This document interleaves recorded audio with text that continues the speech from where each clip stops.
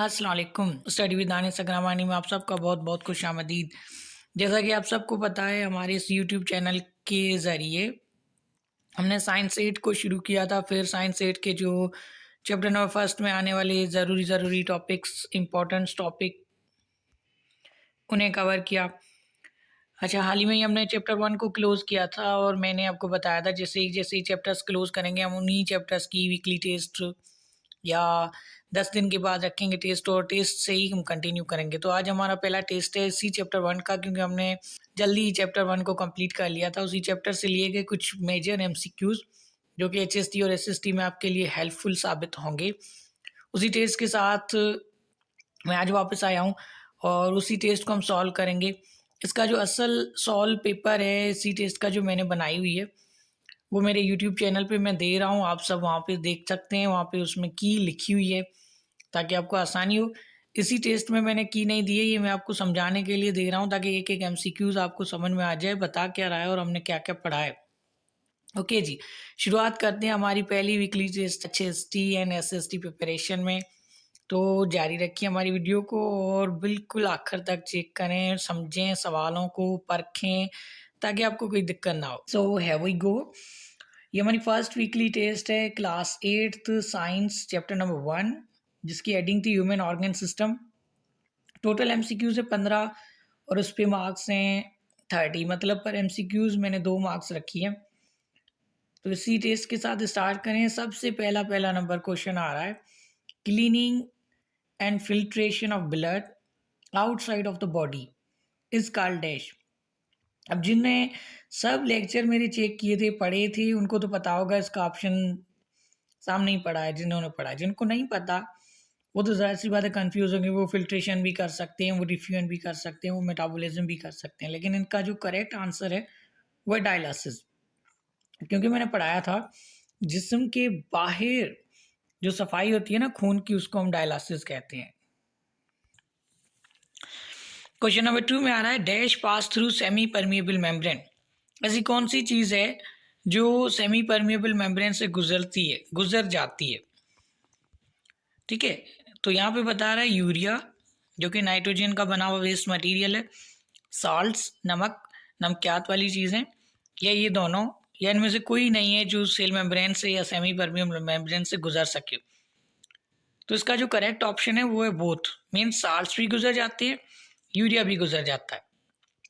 Question number 3 पे आ रहे हैं, ये कह रहा है dash can not pass through semi permeable membrane. वही सवाल, लेकिन यहाँ पे कैन नॉट आ गया।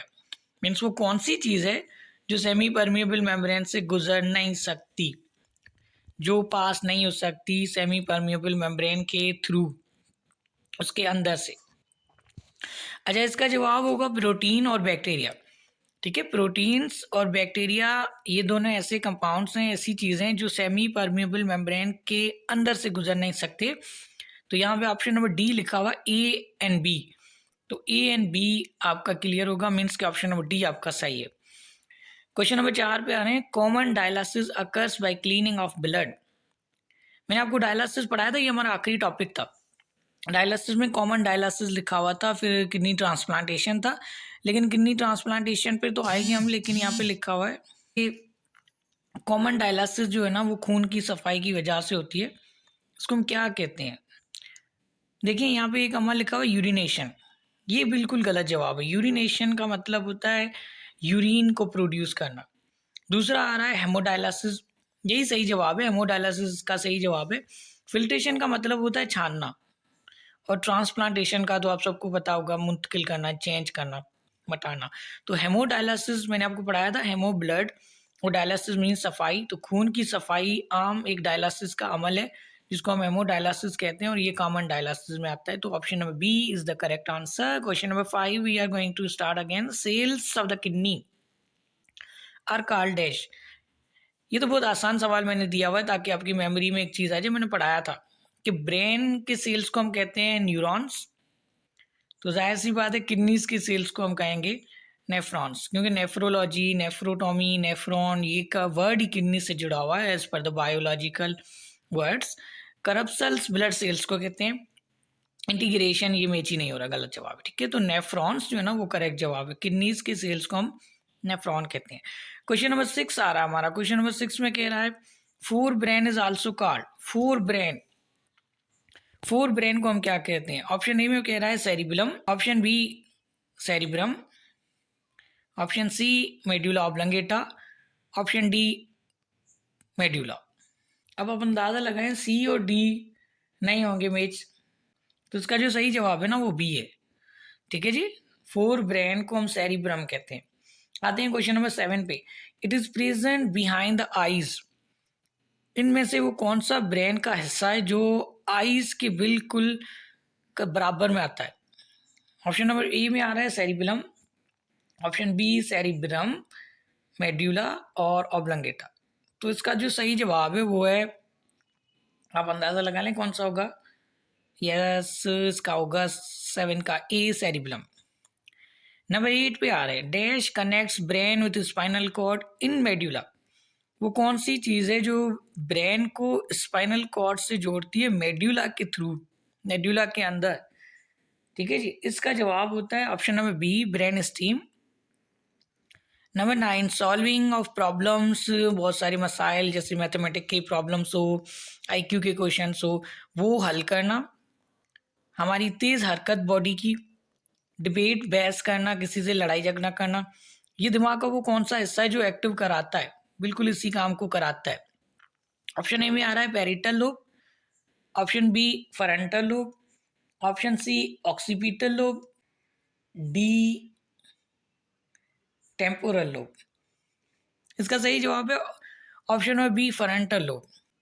ठीक है जी, तो इसका सही जवाब हो रहा है क्वेश्चन नंबर 9 का सॉल्विंग प्रॉब्लम्स वगैरह, ये हमारे फ्रंटल लोब, ब्रेन के फ्रंटल लोब का काम है। क्वेश्चन नंबर 10 में पूछ रहा है कि major function of kidney is to dash. Kidney का बिल्कुल खास जो काम है वो कौन सा है? अच्छा, जो काम किडनी खास करती है जैसे कि ब्लड फिल्टर करना, यूरिन प्रोड्यूस करना, नाइट्रोजनियस वेस्ट को रिमूव करना, या फिर डी ए और बी, या फिर ई ए बी सी। ठीक है, इसका जवाब ई होगा क्योंकि किडनी खून को भी साफ करती है, यूरिन को भी प्रोड्यूस करती है, और नाइट्रोजनियस वेस्ट के जो वेस्ट मटेरियल हैं उनको भी किडनी रिमूव करती है अपने अंदर से। तो ये तीनों किडनी के फंक्शन, इसलिए हमारा जो ऑप्शन होगा वो होगा ई, ए बी और सी। अच्छा, क्वेश्चन नंबर 12 पे आ रहे हैं, सॉरी 11 पे। Kidneys are dash in colour. Kidneys का कलर कौन सा है? याद करें, मैंने शुरू में पढ़ाया था आपका। एक होता है रेडिश लाल, दूसरा होता है brown reddish, reddish brown, reddish pink. मैंने आपको समझाया था ना कि मैरून कलर की किडनीज होती हैं, तो ये हम डायरेक्टली मूव करेंगे ऑप्शन नंबर डी पे, which is known as reddish brown.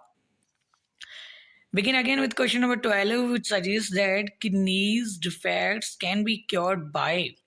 Kidneys के जो खराबे होते हैं, मसाइल होते हैं, बीमारियां होती हैं, उनको हम कैसे सुधार सकते हैं?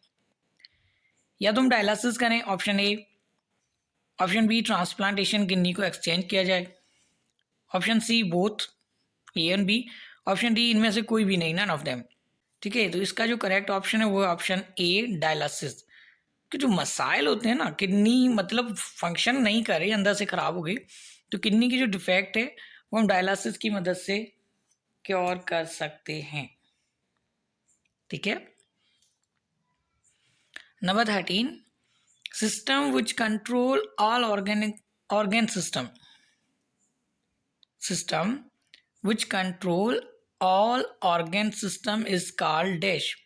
वो कौन सा एक ऐसा बॉडी का निज़ाम है जो हमारे सारे ऑर्गन सिस्टम्स को कंट्रोल में रखता है? ब्रेन, नर्वस सिस्टम, बोथ, या नन ऑफ देम? सीधी सी बात है, ये नर्वस सिस्टम होगा। ठीक है जी, क्योंकि ब्रेन खुद एक ऑर्गन है। यहाँ पे बात कर रहा है कि ऑर्गन सिस्टम वो कौन सा है जो हमारे पूरे ऑर्गन सिस्टम्स को कंट्रोल में रखता है, वो नर्वस सिस्टम है। ठीक है, नंबर 14 पे आ रहे हैं dash is present inside the fore brain. Fore brain के अंदर इनमें से कौन सी चीज़ है जो मौजूद है? टॉपिक्स को रिवाइज करेंगे ना तो आपको समझ में आ जाएगा, मैंने सारा पढ़ाया था। यहाँ पे आ रहा है ऑप्शन नंबर सी करेक्ट जवाब, thalamus. Thalamus is present inside the fore brain. यह मैंने टेस्ट का लास्ट सवाल, dash is below the cerebellum. Cerebellum के बिल्कुल नीचे क्या है? सेरिबेलम के नीचे होता है भाई मेड्यूला। आप गौर से जब पढ़ेंगे ना तो आपको समझ में आ जाएगा। सेरिबेलम के बिलो में होता है मेड्यूला। ओके हो गया जी। ये थी हमारी first weekly test science class 8, जिसको हमने कवर कर लिया। मैं हल करी हुई पूरी टेस्ट आपको लिंक के ज़रिए व्हाट्सएप में या मैसेज में जहाँ भी आप मांगेंगे मैं भेज दूंगा, वरना फ़िलहाल यूट्यूब चैनल पे पढ़िए, आप वहाँ से हासिल कर सकते हैं। शेयर करते रहें, लाइक करते रहें। ये हमारी पहली टेस्ट थी, ऐसे बहुत सारे टेस्ट दिए जाएंगे बारी बारी से, जो आप अपनी मर्ज़ी से बैठ के सुकून से हल भी करेंगे और आपको अच्छी खासी इन्फॉर्मेशन इन टेस्ट के ज़रिए मिलती रहेगी जब तक HST और SST की टेस्ट की डेट नहीं अनाउंस हो जाती। तो अपनी पढ़ाई को जारी रखिए, मेहनत करते रहिए। ऐसी बहुत सारी टेस्ट आपके साथ शेयर की जाएंगी, क्योंकि शेयरिंग इज़ अ केयरिंग। मेहनत जारी रखिए, अल्लाह कभी भी किसी बच्चे की मेहनत को ज़ाया नहीं होने देता। अपना बहुत सारा ख्याल रखिए, खुश रहें, मेहनत करें और अल्लाह आपका हामी व नासिर हो। अल्लाह हाफिज़।